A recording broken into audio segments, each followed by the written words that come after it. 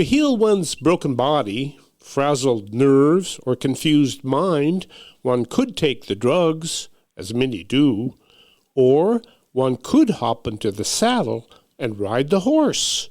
And so we ask, can one be healed by horse? Welcome to the award-winning Food Chain Radio Show with your host, Michael Olson. And now get ready for 1 hour of What's Eating What Radio. Well, hello out there. You are tuned into the 1368th edition of the Food Chain Radio program. Or hey, perhaps you're among your friends way down there in Luganville who are tuned into the podcast as we stream along on the Food Chain page at metrofarm.com. Well, whoever you are and wherever you are, welcome aboard. I am Michael Olson, your host for this hour of What's Eating What. Folks, to heal our broken bodies, frazzled nerves, and confused minds, we Americans take drugs. We take lots of them. But what if we could be healed by horse? Now, had it not been for the fact that I was once healed by a horse, I might have trouble taking the notion seriously. But I was once healed by a horse. Way back when I was an inner-city rabble-rousing community organizer, things got out of hand and just quit making sense. There were a lot of confusion cures available on the streets in those days, as there are today, but none of them appealed, and so I went home to Montana and took a job as a hired hand on a ranch. That ranch filled my days with hard physical labor and mental labor as well. I ate hungrily of the ranch meals and slept the deep sleep of the work well done. The big reward, however, came at the end of my workday. After the evening meal, I would saddle up my favorite gelding for a ride out into the lingering twilight of those great big Montana prairie skies. Though the horse and I never talked much, something must have been communicated because things began to make sense again. After the season was over, I returned to my big city life, healed by horse. Equine therapy is now claimed to be an effective therapy for physical, cognitive, emotional, and spiritual afflictions, including attention deficit, autism, conduct and dissociative disorders, dementia, post-traumatic stress, and many other related disorders. And so we ask, how might one be healed by horse? Well, here to help us round up an answer, we have Charlie Jenks, who is the founder of Connecting Vets with Horses at the Gene Kavami Center for Adaptive Riding in Felton, California. Charlie, welcome to the Food Chain. Oh, hi, Michael. Thank you. Thank you for having me. I'm excited to be here. Yeah, great to have you aboard. What is adaptive riding? Well, adaptive riding is a location where they have equine therapy programs, specific to people with disabilities. And the one you just referenced, Gene Kavami, the primary student or customer is children or young adults with autism and some with Down syndrome too. But there could be physical issues as well. They're equipped at this center, with hoists or lifts that put people on a horse, and also many trained therapists and volunteers that help. Like if a person's riding a horse, so there's potentially up to 3 assistance around that horse as well. Well, I had the opportunity way back in Food Chain Radio number 1006 to interview Gene Kavami herself when her adaptive riding center was called Lichen Oaks. And I, of course, was completely flabbergasted by the Taj Mahal horse barn that she has there. My goodness, I'd move into that in a second. Oh, I know. It's you feel guilty if you drop something or get dirt on the ground there. It's so beautiful. But that location is one of the nicest horse facilities I've been in myself. But they're just some great, big-hearted people there too. And unfortunately, Jean passed a few years ago. But she was the person that allowed me to start my program there. but her legacy's continued on with some great people there that I hope to introduce you to. It's a wonderful thing to put the barn to use for. It's nice to have a barn. It's nice to have nice horses, but it's really nice to have something good to do with them, with the whole thing there. So connecting vets with horses, we assume that you're not talking about veterinarians. No, veterans of the armed services, armed military. Good. And their families and friends, anyone associated with them as well. Good. Now, with respect to your service, you're a 28-year Army veteran. And in a brief discussion with you before hosting you on the show here, I learned that you had a very interesting job in the Army. Would you tell us a little bit about that?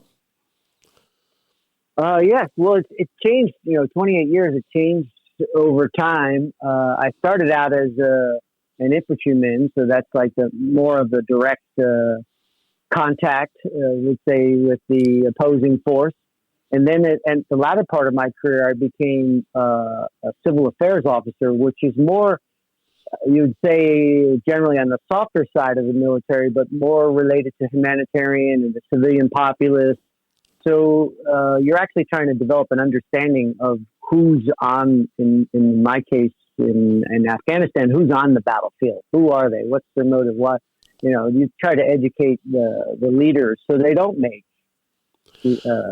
decisions, irrational decisions and so forth. So it's like more operational awareness, but also humanitarian side. Like latter part of my career, I was part of a U.S. response in 2015 to an earthquake in Nepal that was fascinating. 7.8, 7.3 really caused a lot of destruction. So we were just trying to fill gaps initially after the earthquake with what we can provide, which are rotary wing helicopters, some people, communications, and some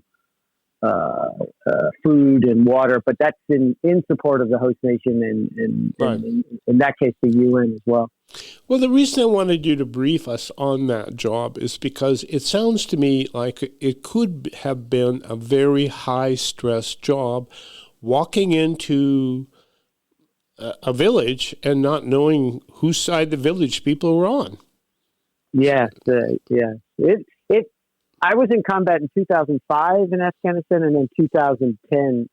And after I left combat in 2005, you're in the life. I had 3 kids, married, and work, still go back to your job after you're done. And about a year later, I started having these panic attacks. And I didn't, at the time, even understand what it was about. I didn't know anything about PTSD. And back then, we didn't get PTSD. We were brave, tough. And to this day, I still hear that, which is so sad. And but it took me 10 years to even recognize that I had maybe post-traumatic stress, we say injury, but disorder.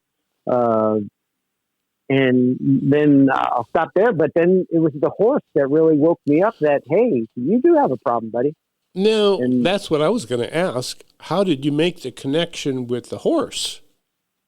Well, I knew, with life, the long story I've always had this connection with horses, but even though I still to this day don't say I'm a horseman per se, I just love to be around horses, So I don't really I can't say I'm a rodeo guy or a rider, I ride them or whatever. I know a little bit about all that stuff, but it was in my family as well. My uncles and my aunt are thoroughbred long time. My uncle just passed. He was a Korean War veteran, he has a similar story. He went 60 years without understanding he had PTSD, over 60 years. But he was a horseman, so it was always in my family. And I knew I retired from the Army in 2016.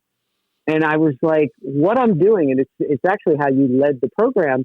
I was offered at that time a bunch of drugs.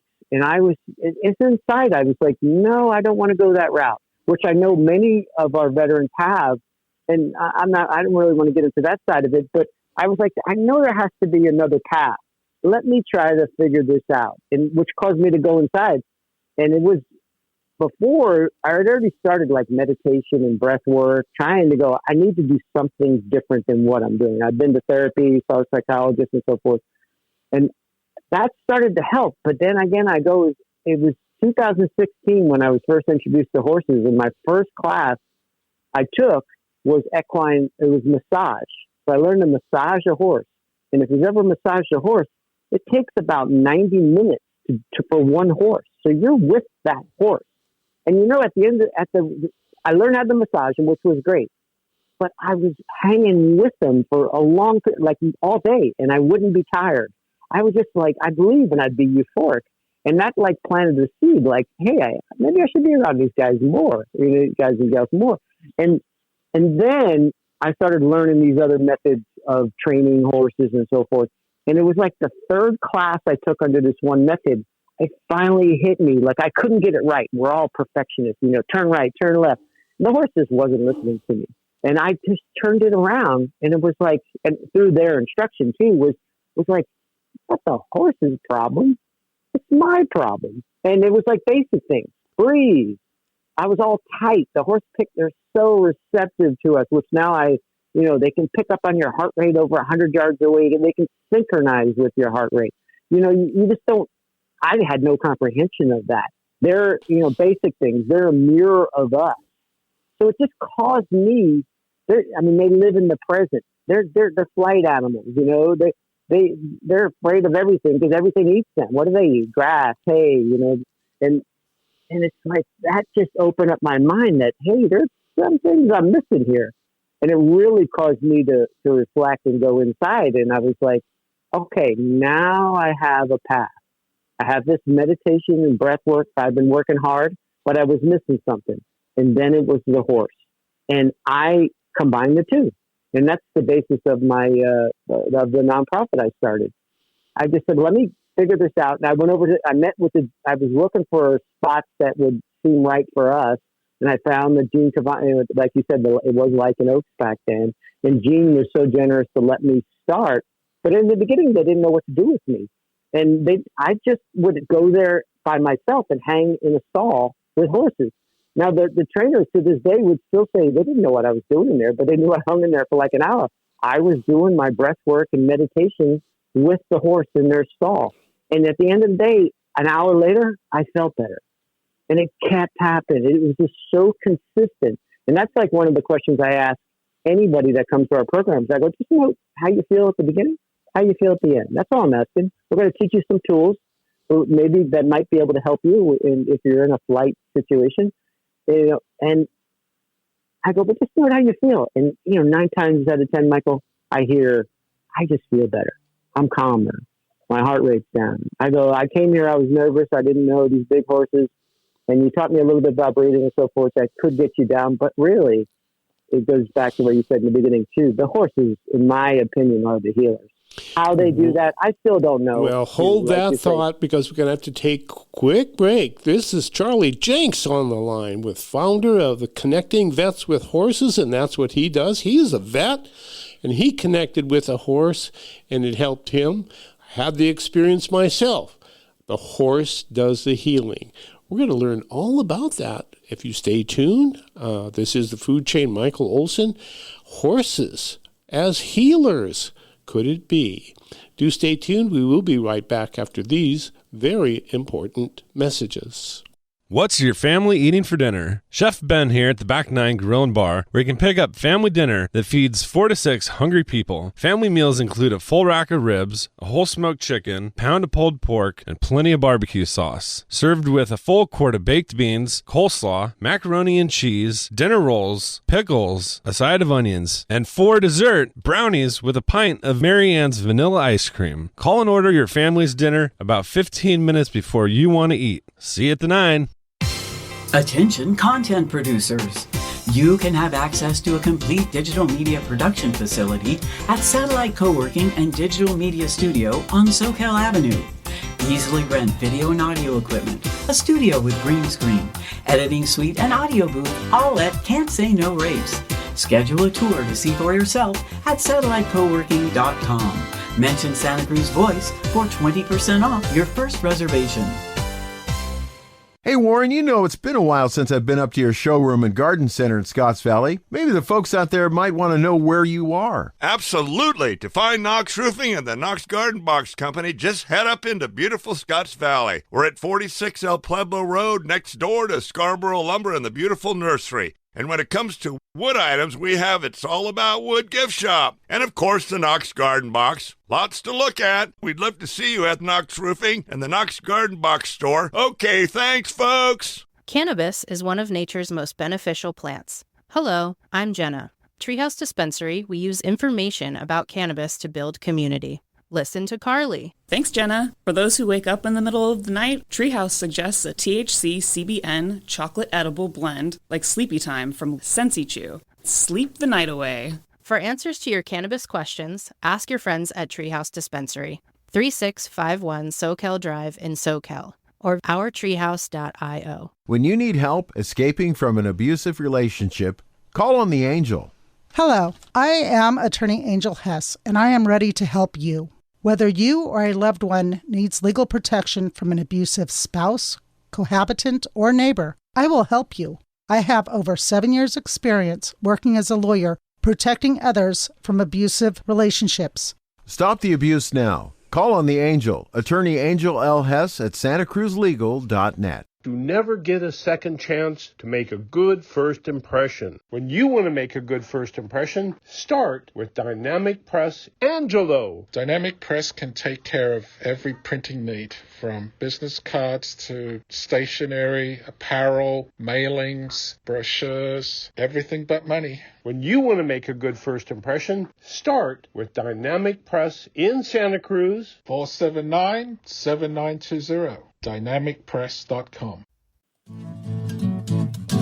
And now, back to What's Eating What on the Food Chain with Michael Olson. Can one be healed by a horse? Happened to me once. I was all frazzled up from being a community organizer and raising all kinds of havoc, kind of like kids do nowadays, the same thing. And one day I woke up to the fact that nothing was making sense anymore.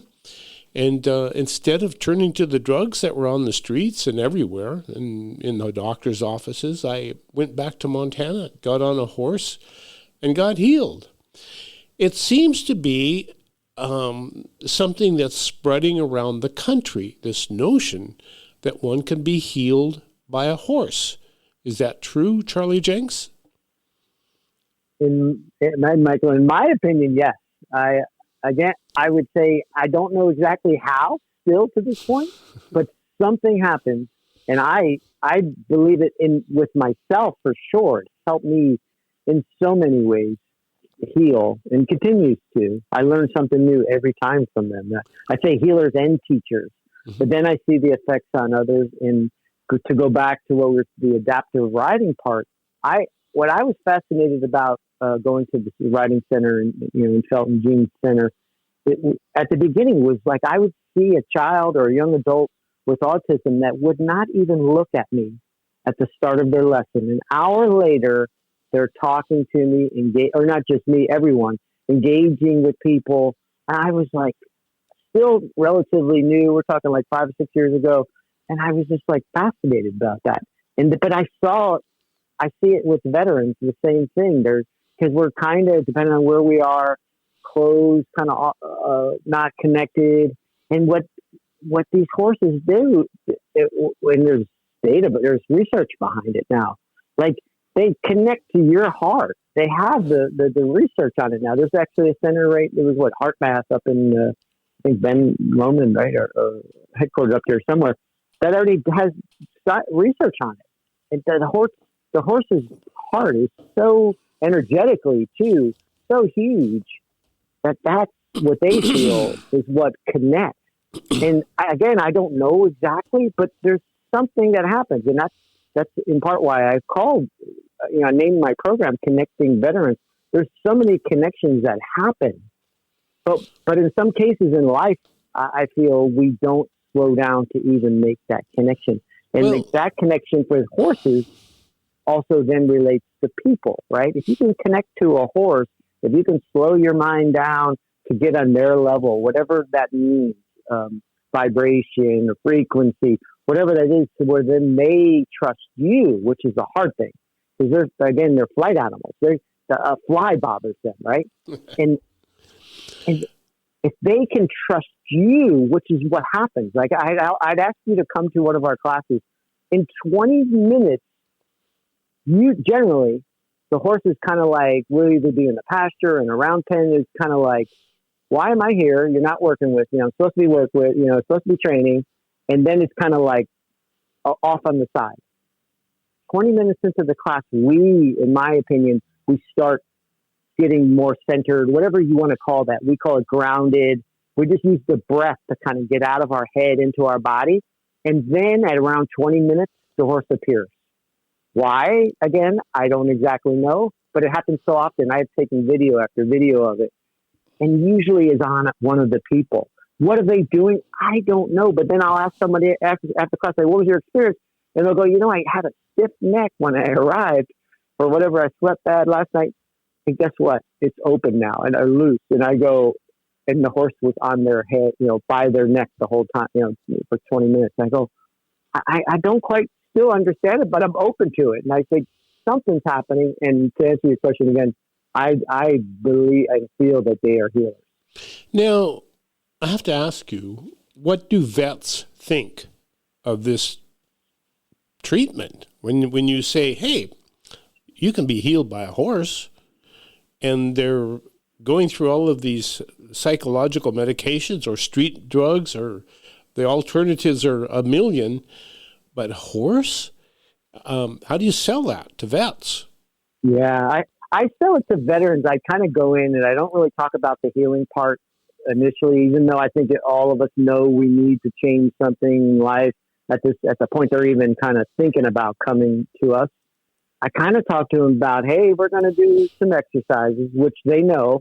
We warm up prior to what we're doing. We kind of open up the body. We're doing all this in the presence of a horse. So in one class, I'll just take one horse, bring him in a round pen, and I start doing like what we would know as like physical training. And I kind of keep it consistent with what we did in the military. And I say, hey, we're just kind of loosen up, open up while this horse is here, And then we're going to start getting into a little bit of breath work, which is a tool you could use if you're in this situation. And that's the one, the breath work too, it's all in combination with the horse. But the breath work is what I get feedback from a lot of the veterans going, I used that. I was in the post office and I started having this panic attack, or I was driving and I started to go to the breath. Or some of them even say, I hand out a keychain with a horse and one of my first veterans that's on it. And they go, I have to keep this keychain with me because it tells me to kind of stay present and breathe. And I go, yeah, that's so brilliant. So the horse is healing in one way, but it's also just a reminder to kind of check, because it's a practice. I still, to this day, I get stressed or whatever. And I just go, what do you know? Breathe.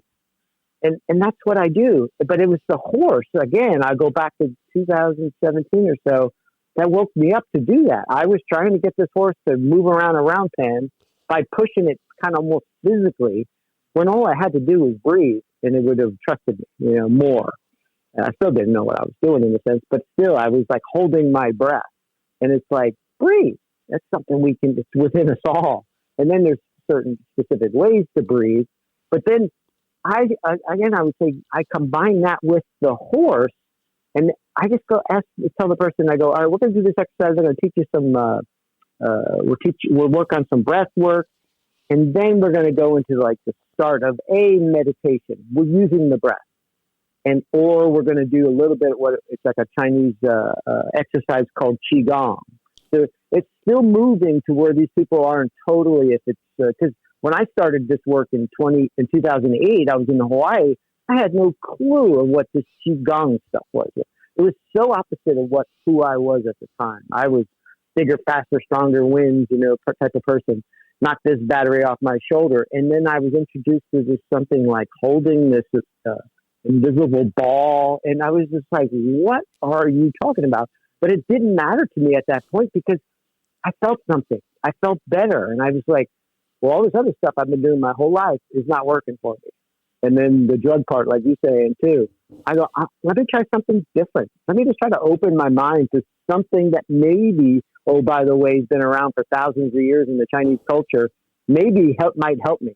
And then I combine the horse, because the basic stance we do, which is based off of Chinese art. You know what it's called? You're upright, you're on your feet. It's called the horse stance. It's like you're riding a horse. Your tail is tucked. And if you talk to horse riders, and I go into this posture, they're like, yeah, that's how they teach me how to ride a horse. And I'm like, yeah, go figure, huh? It's like they've known this for years. They don't tell you why, right? In some cases, just so that's the most efficient way to ride a horse. But that, in my opinion, that's how you connect with the horse. By you being open and receptive, the horse is going, now I don't have this person like panicking on top of me. They're more open, they're more relaxed. We can flow as one, as opposed to being, hey, like I'm riding a bicycle, just turn right or left, There's about a million things that are coming to my mind. Well, when I'd ask you about, my goodness, Charlie Jenks, this is really a lot of fun, because so much of what you say is ringing bells in my mind, about deep breathing, about a horse. I'm just, as you were describing about sitting on a horse, we've been sitting on a horse for a long time. Maybe there's something that's in our genes that makes that connection. But the big question that pops into my mind as I listen to you is that your therapy that combines a horse and breathing and meditation, all of that is designed to give you control over yourself. And the drugs are the opposite. They're designed to take control of you. Yeah. I would say it like a little differently, but I agree with what you're getting at. It's like you kind of take ownership of yourself. Like you have the ability to change this situation. And that's where I feel like the potential is there for us, but then we numb it. Like I won't get into specifics, but I've heard so many times over my life, such and such forearmed, service, say, Army, Navy, Marines, we don't get PTSD. You're like, what? Yeah, but then the same, and anecdotally, but it's the same people I'm out at night with, this is back years ago, are partying and drinking to where like they're passing out every night. We go, oh, we don't get PTSD because we're not dealing with it, right? So I think the part of the healing, at least in and I'm not a professional, I'm just telling you my opinion of my own experience, but now it's becoming consistent with other people too, is it took this breath work in the horse for me to wake up.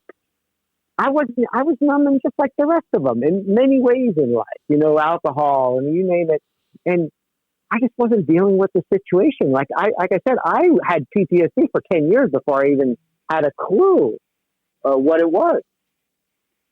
That wasn't part of what we do. But yet all of the symptoms, I was on my physical getting out of the Army, and this doctor was like, hey, buddy, have you been across the street yet? And I was like, what's across the street? And he was like, the mental health guys. He goes, you haven't been over there? And I was like, why? And he was just like, you meet 10 of the 11 or whatever, you're it. And I'm like, what? And I went right across the street and set up an appointment. And I was like, you're the first person that told me that, And I'm like, wow. I was just floating through life, which I think most people, like I go back to my uncle, 60 years, alcoholism, 4 marriages. It was not until like 2007 that he realized he had PTSD. Oh. And he was a Korean War veteran in the early 50s that was overrun on a hilltop. He was a machine gunner's assistant, and was overrun and didn't know he had PTSD. I mean, that in itself, I was like, what? Well, I guess I'm a veteran myself. And when it gets right down to it, I think I was probably in that situation too, as a young rabble-rouser out of the military. And when I went back to Montana and rode that horse through those long, lingering Montana twilights, it was breathing. It was relaxing into the saddle and just letting it happen. Yes, it does work. And how do veterans come to you? Do they come to you, I don't need this? In many cases, but also a lot of them, there's two things. I get a lot of the veterans have a great relationship with the vet centers where the counselors are. I believe you might know the vet centers. What I understand of them, they were started right after around the Vietnam War, right. And they were actually a nonprofit outside of the Veterans Administration. And then over time, they now are part of them, but still in a way kind of separate. But obviously, they're within the big umbrella of the VA. So the counselors I've developed, and there's one where in the Santa Cruz area, there's one right off of 41st Ave in Capitola there. And they've been just amazing to me. And we'll have we used to have once a quarter open houses, and they'd bring 10, 12 people. Oh, now we have group sessions where they'll bring 10. And then I started a relationship with the vet center over in San Jose. And it's generally been just word of mouth. But we have a feeder, or the county dean down in the county, Dean Kaufman at the Santa Cruz County Veterans Service Office. They've been amazing too, and they've just been the information. But what I want to highlight is why I started this was my brother, a veteran, took his life 3 years ago, and 4 years ago, and he was not in the system. He was not in the system. And he was that proud infantryman, that wouldn't be in the system. So I just want to try to reach people maybe don't want to go back into the system for many reasons, and I know they're out there.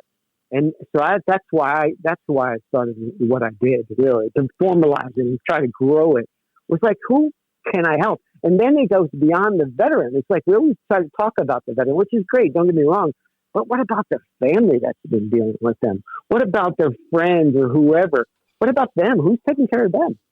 No one. It's not within the VA system. There's very little. I'm in it. There's very little for the family. So I wanted to expand it beyond them. So and how can we help more to keep these people whole? Which that's what we're getting. We're getting parents, partners, spouses, children, and I'll take all. And that's what I think I told you on the phone yesterday. I was trying to add something that the VA wasn't adding. Well, it doesn't have. Now, they have equine therapy funding, but that's for the traditional equine therapy of riding, groundwork, which there's a lot of research on, like you're saying, and just your own experience. You get that. But I tried to create something outside of that. We do have that. That's within our program. But just come and hang with some horses. See how you feel. That's all I'm trying to do. It's it's very basic. Just come and hang with us. It's a magical experience. Want to hold that, and then when we come back, I'd like to talk about the horses and the riders, or I should say the horses and the patients. Yeah. And talk about the reactions of each to each other, because there's a two-way street there that is very interesting. And I suspect being where you are, you see a lot of it. And so we'll pick that up when we come back, folks. This is the Food Chain Radio program. Michael Olson with Charlie Jenks, founder of Connecting Vets with Horses. Stay tuned. It's just going to get better. Right back. We're on the farm with Joel Salatin. Would you like to buy homemade soup, backyard chicken, and the neighbor's artisanal lunch meat? The Farm to Consumer Legal Defense Fund protects your right to acquire the food of your choice from the source of your choice. I'm Joel Salatin from Polyface Farm, and I urge you to defend the right of neighbors to engage in direct food commerce. Join today at farmtoconsumer.org, the food of your choice from the source of your choice. That's farmtoconsumer.org. farmtoconsumer.org. Thank you.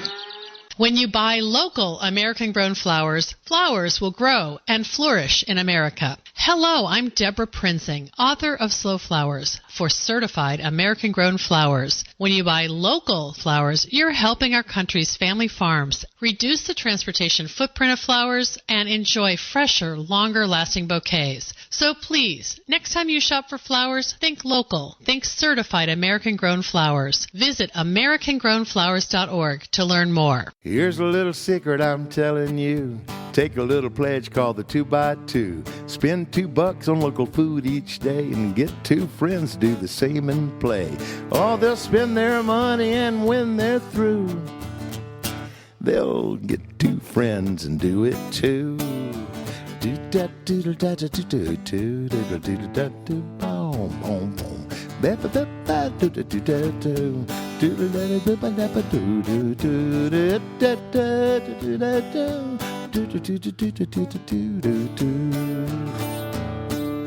There's a little secret I shared with you, a simple pledge called the 2x2. You can do it. It don't cost much. It's so easy it'll make you blush. Pledge 2 local bucks each day. Get 2 others to pledge and play. 2x2. You can earn a substantial income by farming for the city. All you need to do is take your crop to market and win the competition for the consumer dollars. There is a well-proven strategy for winning this competition. You will find it embedded in Metro Farm, the guide to growing in or near the city for the city. Herbal Connections, Maureen Rogers. I rate Metrofarm very high. All of the information is easy to understand and it reads really fast. You will get your money's worth out of Metrofarm. Egg economist Dr. John Wyson. Olson's Metro Farms enjoy competitive advantages which allow them to produce more crops per unit of higher quality at less cost than large-scale farms. Before you plant your seeds, pick up a copy of the Ben Franklin Book of the Year award-winning Metro Farm. Then plant your seeds and win the dollars. Metrofarm.com. Metrofarm.com. Metrofarm.com. So much to say, so little time to say it on the Food Chain with Michael Olson. We are back. This is the Food Chain. We're talking about horses healing people. Possible?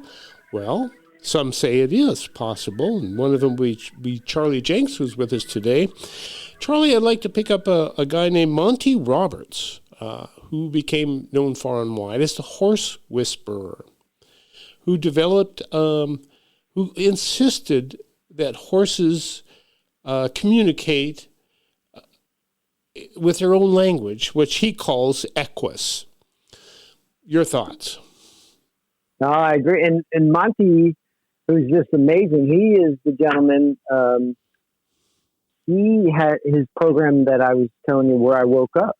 He has an amazing veterans program that's been running, I think, for over 12 years. They started with a documentary or a Discovery Channel mini documentary on it. And he's been working with veterans, and him and his family, his wife Pat and his daughter Debbie, and they've been just amazing. And the support they have around them, the volunteers. So I would say yes. I mean, you have to. But what I think, and what Monty woke me up in many ways, is you don't really pay attention to the horse's communication most times. It's like. What I tell people is like people like think of them as like a bicycle. I'm just going to get on the bike and ride this bike, and where there's no connection. So even I've learned from other horse people, it's like let's do some breath work together with the horse, and then maybe we can do something. But Monty would tell you and show you like ways just to pick up on like this horse doesn't want to be with you. I mean, we know the basic stuff like the ears are pinned back or something. And you go, but a lot of people don't know that. They're still like moving forward trying to pet this horse's nose, which, oh, by the way, the horse's eyes are on the side of their head. So when you pet their nose, they can't see your hand. Of course, they're going to have like a reaction to that, especially if you're coming quick. Or Monty would say, just like move with your hand through mud. That's what I try to tell people. Like, be conscious when you're around these things. Don't just come running up to them.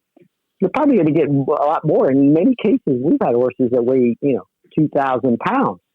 even if it taps you, that's significant, a life event, you know? And it's like, but yeah, it's like picking up. I learned, that's what I say, I learn something new every time from them, because I usually pick up like, oh, he's telling me something, or she's telling me something. It's like, oh, but that caused me, because they live in the present, right? We don't live in the present. We're always thinking about like what I'm going to say next and so forth.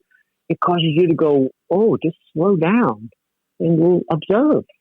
So I agree, and I love Monty. And I still have friends. One of the guys in our program was just down there, just a cool Vietnam era veteran, and he was just so pumped when he came back from his program.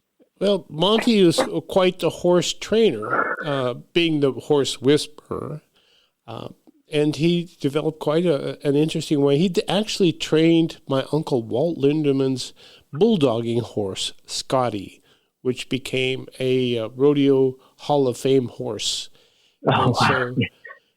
And so I was truly amazed to find him connected with Gene Kavami down here. But there he is. So connecting is really learning the language of the horse then, is it not? And I think so, in part, yeah. I think you got to learn, it kind of goes back to what we were saying before, too, is you have to learn about yourself, too. So it's like, yes, I can pick up on, a lot of people are perceptive enough that they can pick up on, but like, what are you doing at the same time? Again, I go back to the holding your breath. Like the horse knows that. Like, why are you are you a tiger getting ready to kill me? That's what they feel, right? Anything bugs them. So it's like, why are you, I always look at them, they kind of look at you and go, why are you doing that? And it's like, you don't need to do that. And that's why I'm like, usually a horse, especially with new people in our program, the horse, I just let them free in a round pen, or we're in the pasture and they're just free to do whatever they want. And if a big horse comes over to somebody new, I'll just say, that's the only thing I really say is breathe. Just make sure you're breathing. We just talked about breathing. Breathe. And something happens differently with the horse. The horses usually, they're not as though they can relax. They take a breath. And it's so powerful. It's like instant feedback. They're a mirror. Like a lot of stuff I'm saying is what Monty taught me. They're a mirror of us. But most people don't think of it that way. Like, wait a minute, I'm in charge. I was just talking to a horseman this weekend. He's like, no, you have to correct him. You have to smack him on the nose. I go, what? Is that the only way you have to do it? You know, let's think about this one. What did we do wrong? You know, we're not saying the horse nips you or something like that. So is that totally the horse's fault? I don't know. Those are the things that I just consistently think about now. But it's always like self-reflection. Like, where was I wrong in that situation? But that can be, you know, when the healing path again, it's like, where can I change something? You know, and I always tell people, I get so many people I only see like once or twice, but I'm like in our program, and I'm just like, well, if I can just plant a seed that maybe that might latch on even a few years, hopefully before it's too late.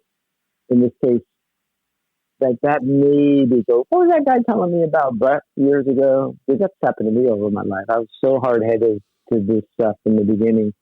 Be like, I know. Even Monty's program, I went down there with the premise. I said, hey, I'm a veteran. You know, I kind of need help, but I'm just coming there to help others. You know, I really want to help others, like before helping myself. You know, that's what I'm getting at. It's like, no, I need to. And that's what the horse woke me up like, dude, slow down. And I'm like, oh. And it took three of Monty's classes for that to even start to happen. And I'm a student. I'm still working on it. You know, 7 years later. Now, it seems like Monty Roberts is a lot like Dr. Temple Grandin in that these are two very special people who can think like animals. Now, wait a minute. I just did a radio show a week ago about animals thinking about death. And so, as long as I have you here, do you think horses think? About death? About anything. Oh, anything. Well, it's interesting you're talking about death, though. We had this beautiful Hanoverian at the center, Rocky, who just passed. and he was big, 17 plus hands, 2,200 pounds. And the last time I saw him at the center, his health was getting really bad, and he could no longer help with the program, and they were just bringing him over just right around the corner, Quail Hollow Park, where he was stabled there before he passed. But he gave me this look the last time I saw him at the center that I didn't know, because I didn't know he was that bad when I left. And it was a deep look in my eyes. And I was just like, I think now he was telling me goodbye. Like, this is probably it. But then I did see him one other time after that, which I was just like, I walked away and I was just like, what was that? I was kind of like, at the time, like, what is that about? And then I'm like, because, I've learned again through Monty Roberts' program is like, they would say you breathe into a horse's face and they'll remember you for life. It's like, they have that sense, and they'll kind of look, you say look into your soul or something like that. But I find that to be so true. Like, I come back after a month or 2 months and I've only met a horse once, and I breathe again into their face and they go, oh, I can kind of look on their face and like, oh, you again, kind of, oh yeah, I got you.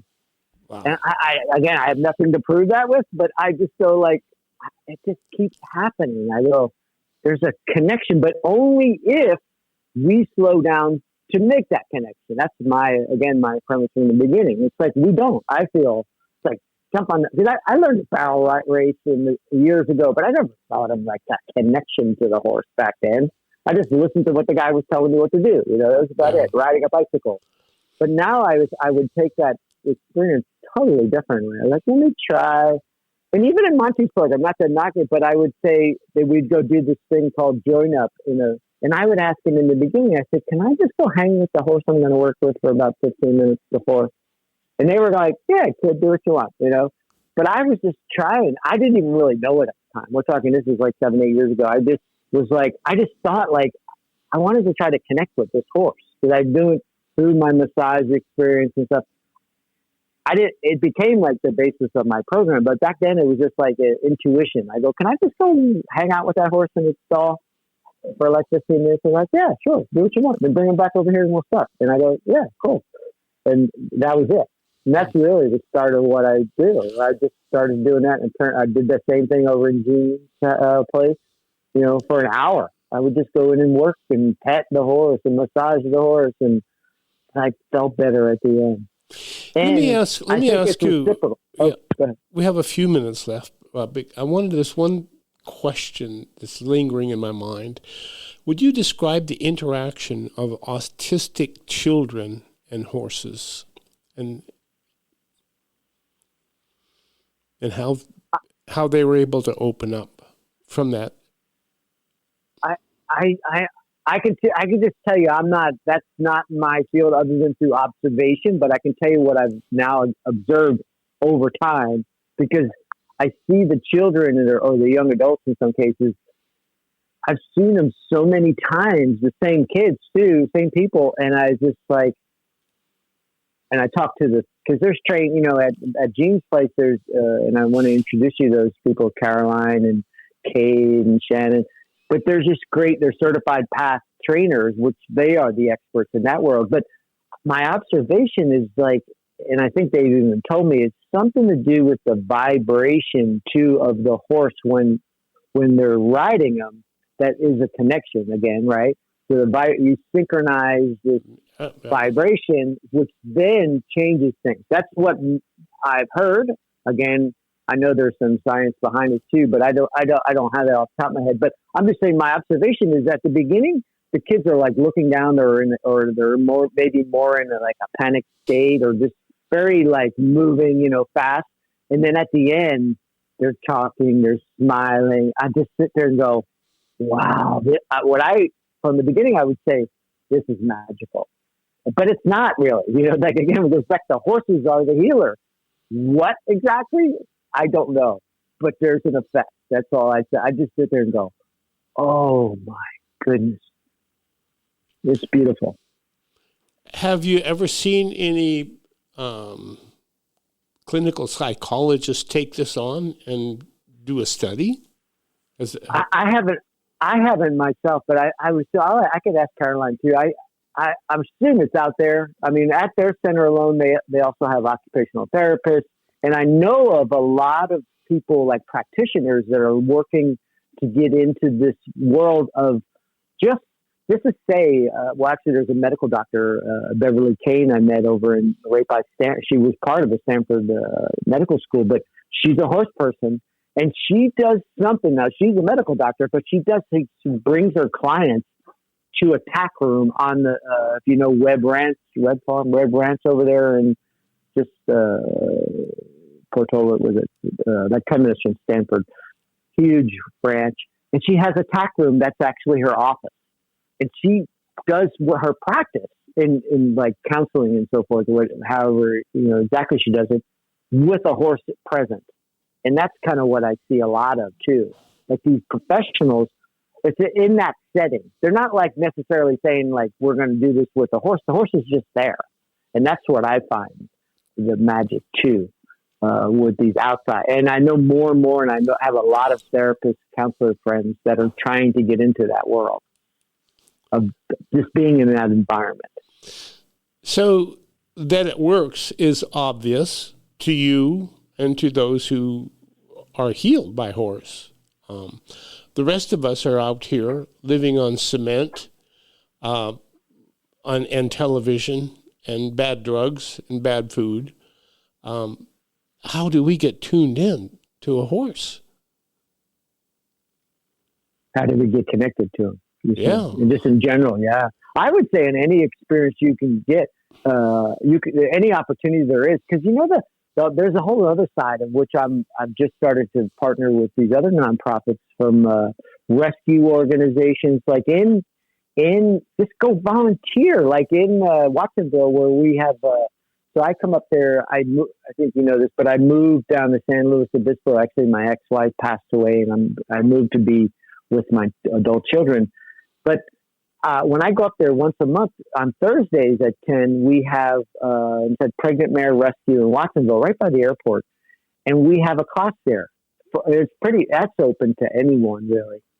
But what I offer to people is go volunteer with an organization like that, so you can do something good for the organization. But I also say you're probably going to get more out of it than you're given to in many cases. It's so the feedback. If again, we slow down. We had a magical experience. Slow down. Otherwise, you'll frighten the horse, and the horse will shut down. Yeah. Well, Charlie Jenks, we're just about out of time, doggone it. How do we connect with you? Well, you can connect through my website, connectingveteranswithhorses.com, or I'm on Instagram. And there's ways to connect with me there. Well, let's start with connecting veterans or connecting vets. No, veterans. Connecting veterans with horses.com. Go take a class. Connect with a horse. Breathe deep. Shake Charlie's hand. And get rid of some of that anxiety that is eating us all up. Yeah, it's like you said, everyone is going. That's what we find. It's great that we focus on veterans, but if I can get a person with everybody has it. Charlie Jenks, thank you so much for tuning in. Thank you all for tuning in. Food Chain Radio. Thank you, Michael. You've been listening to the award-winning Food Chain Radio show with Michael Olson. And if your friends missed the show, tell them to log on the Food Chain page at metrofarm.com for a listen. Now, go out and find some food with its farmer's face on it and live.